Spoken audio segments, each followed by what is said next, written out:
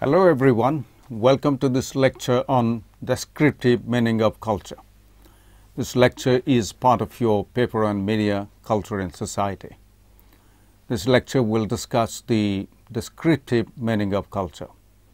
The idea of description arises as people engage in understanding culture in different ways, be it through textual or experiential knowledge.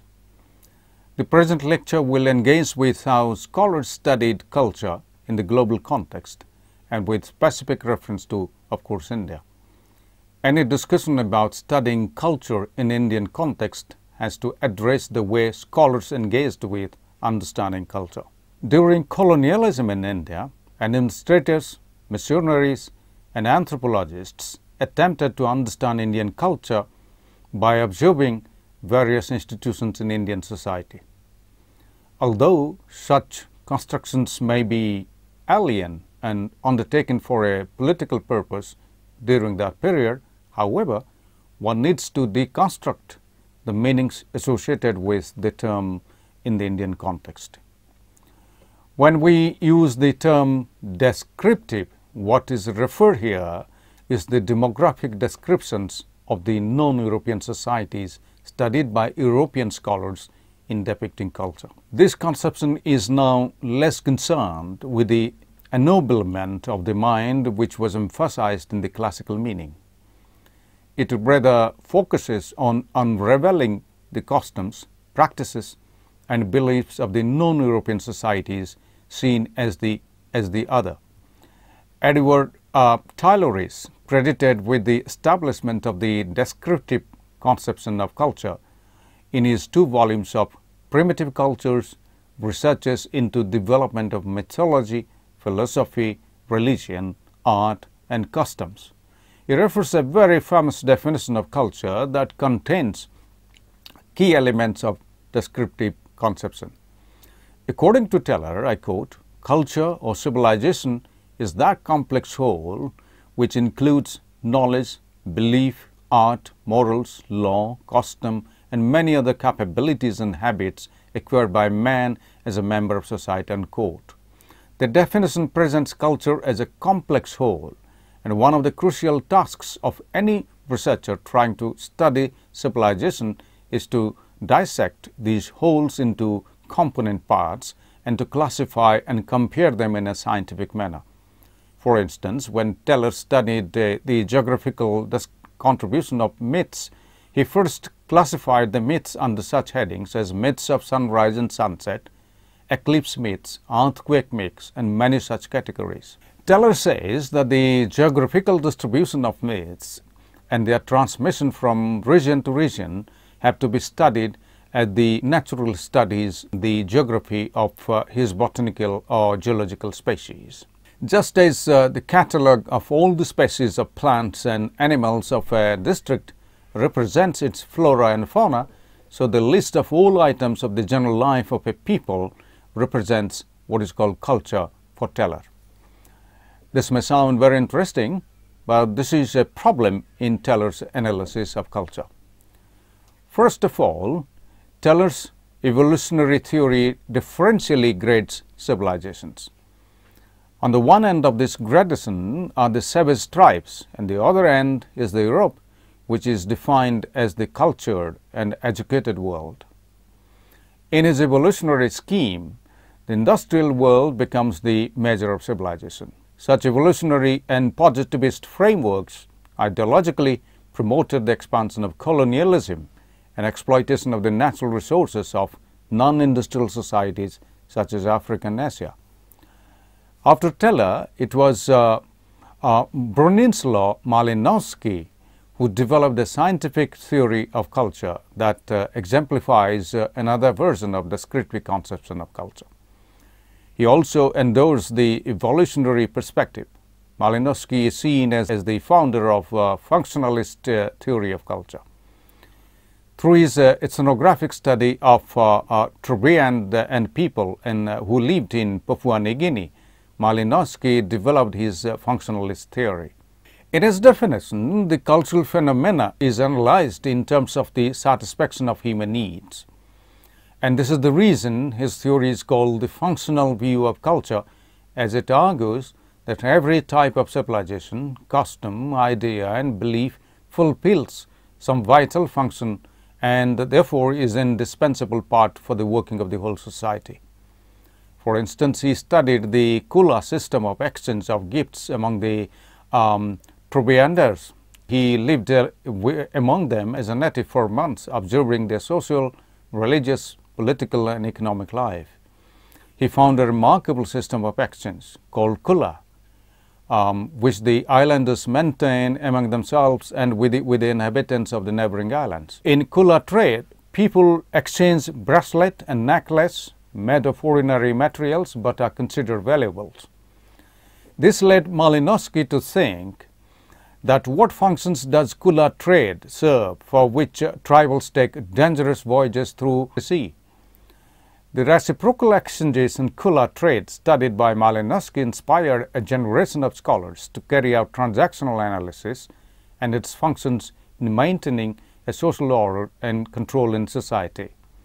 He pointed out that the curious circulation of valuables, which takes place between the inhabitants of the Truband and the islands, which, while accompanied by ordinary trade, is by no means itself a purely commercial transaction. He shows that it's not based on a simple calculation of utility or profit or loss, but that it satisfies emotional and aesthetic needs. Therefore, according to Malinowski, culture comprises inherited artifacts, goods and technical processes, ideas, habits and values.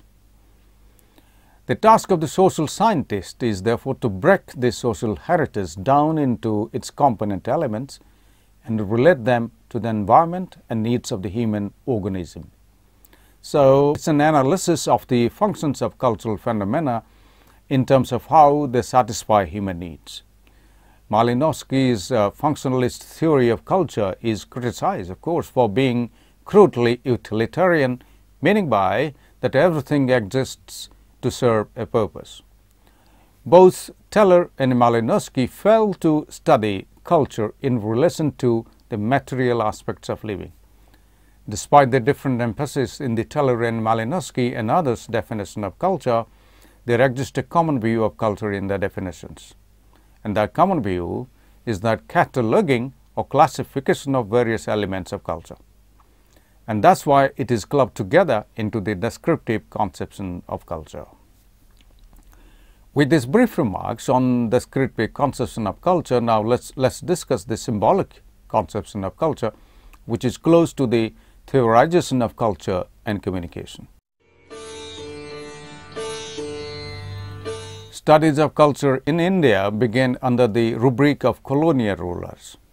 Colonialists were interested in studying the people of India as they realized that the knowledge of Indian culture and social life was indispensable to smooth rule. Since the Indian society and culture were totally unfamiliar to the colonial rulers, they studied and documented as many as possible aspects of the lives of people of India. So it was almost similar to classifying the cultural aspects for better governance. D.N. Danagare says that the development of social sciences in general corresponds with the development of modern industrial capitalism in Europe.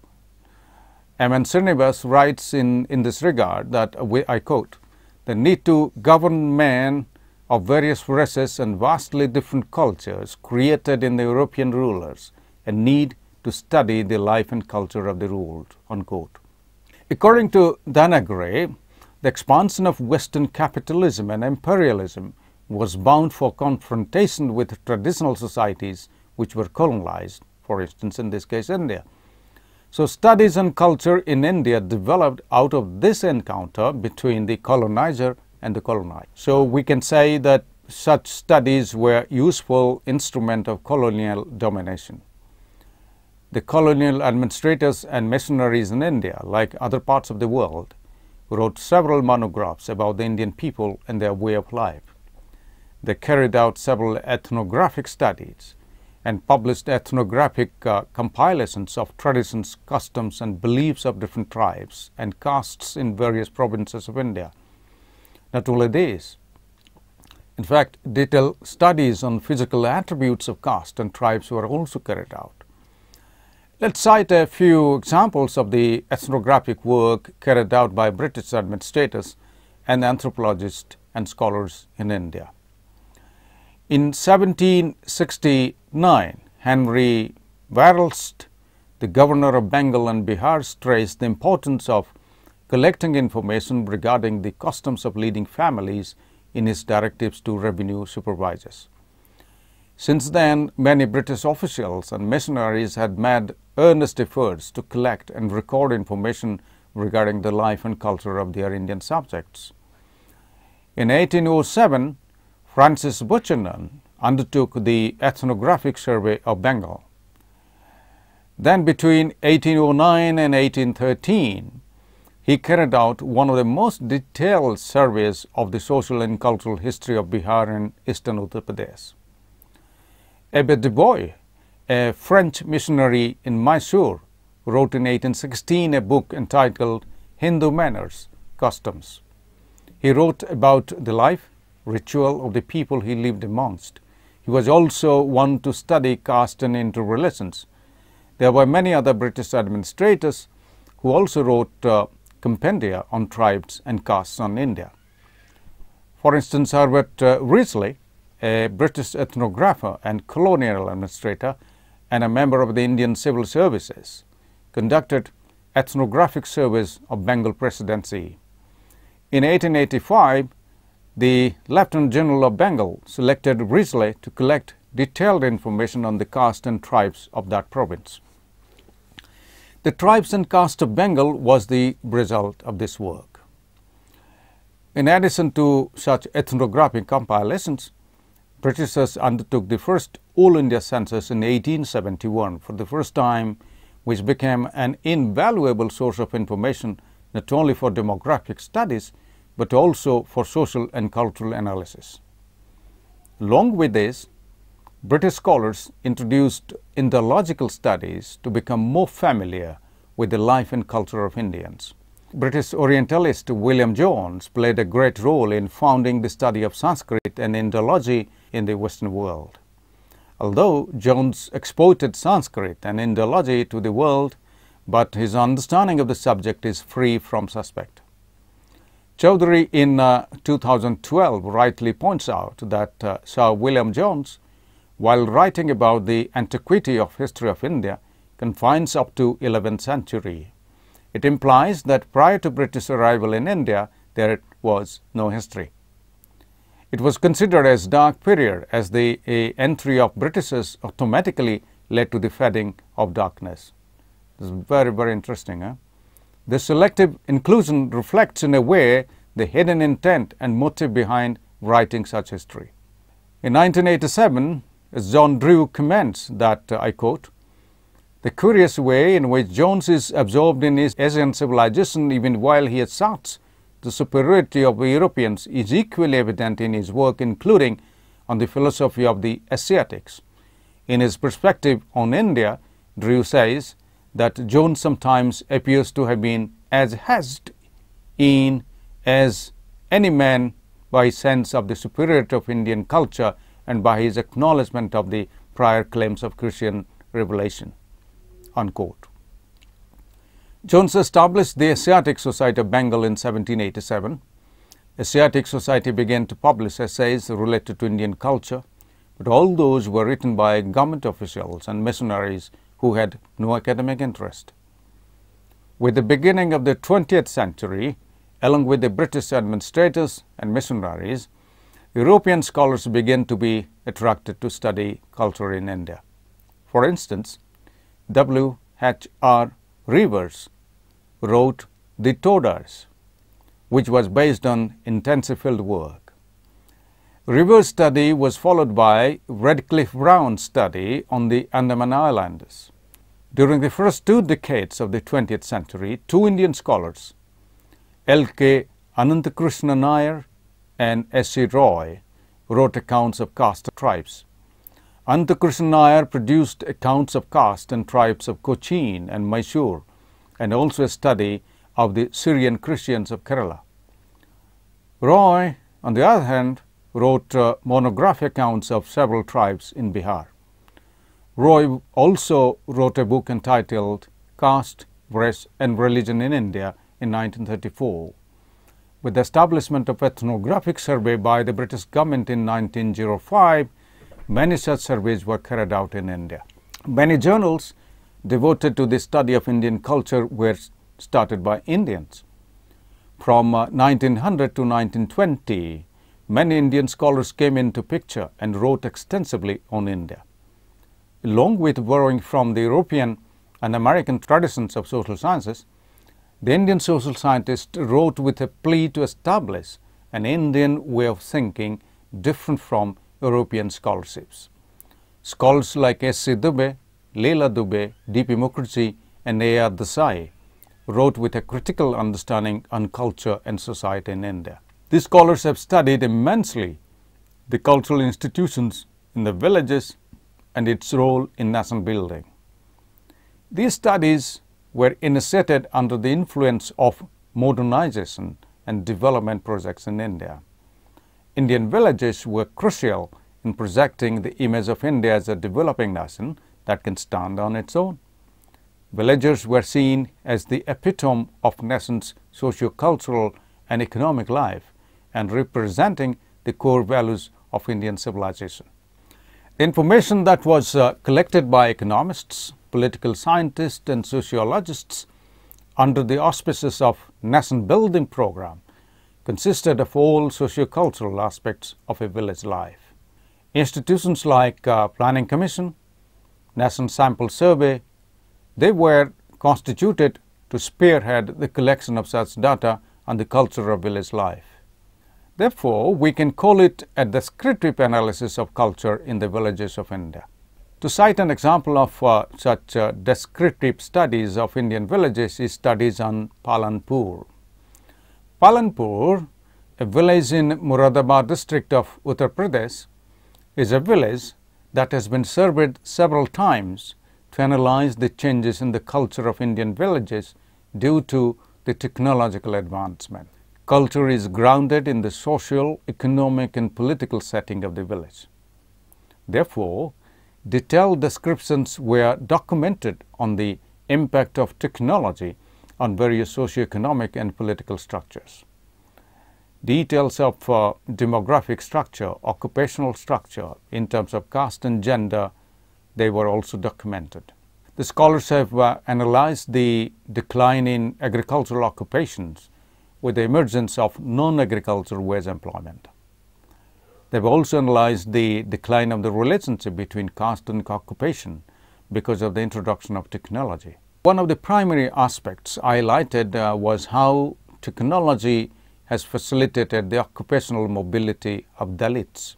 For instance, it was observed that those castes which were engaged in hereditary occupations such as water carriers and oil pressers have been freed from this work due to the introduction of technology.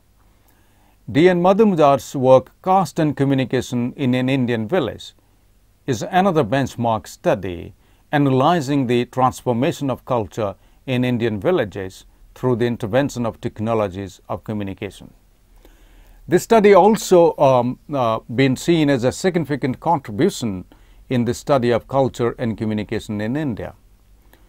Majumdar documents the changes in the patterns of communication in a village called Mohana, which was 8 miles away from Lucknow city.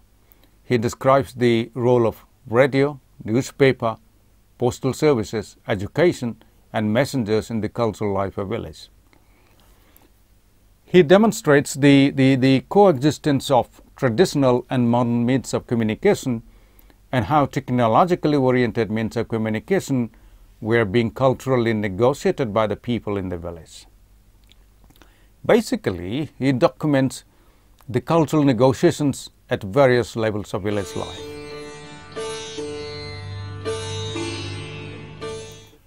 In this unit, you have studied the development of descriptive conception of culture as it emerged within the social science literature. We have traced its development from Britain to India, it was explained to you that the colonial interest played a very significant role in the development of such conceptualization. This conceptualization was further transformed with the dream of an independent nation and its modernization.